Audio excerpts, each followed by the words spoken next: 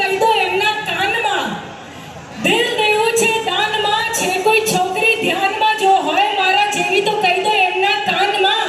પછી તમે પણ આવજો ને જોડે જોડે નાચવા મારા દેવ પગલીની જાનમાં. પુષ્પા ઝુકેગા નહીં સાલા. મેં જો ભાઈ મેં વધારે ને પણ ઘણા 2-3 જગ્યાએ પણ ઠોચા છે પણ ચોખ્ખા શબ્દો ના.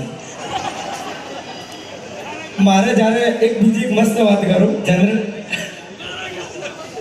ગાળો કદી સાચી વાત છે એવી ગાળો પડીએ ને અને કદાચ આપણે લાયક નહીં હોય શું પણ એક મસ્ત વાત કરું અમારી મમતાબેનની.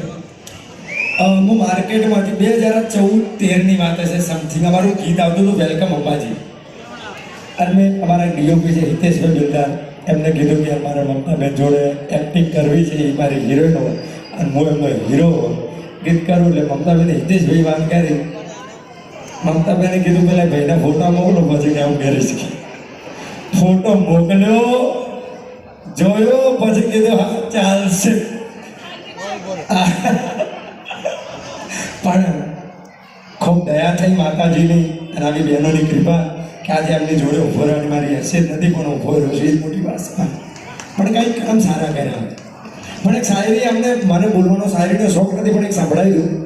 હવે તને મળવાનો કોઈ અર્થ નથી, મને સમજી શકે એવું તારું દિલ નથી. મને સમજી શકે એવું તારું ભૂલી ગયું. મને સમજાય મને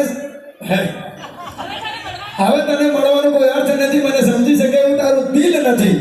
તું તરછોડ્યા કરીને હું ચાહ્યા કરું એ વાત મને મંજૂર નથી. મારી હાથોમાં એવી રેખાઓ તો નથી કે તને મેળવી શકું. પણ ગાંડી નસીબદાર તો તું પણ નથી કેમ કે તારા નસીબમાં દેવરો નથી.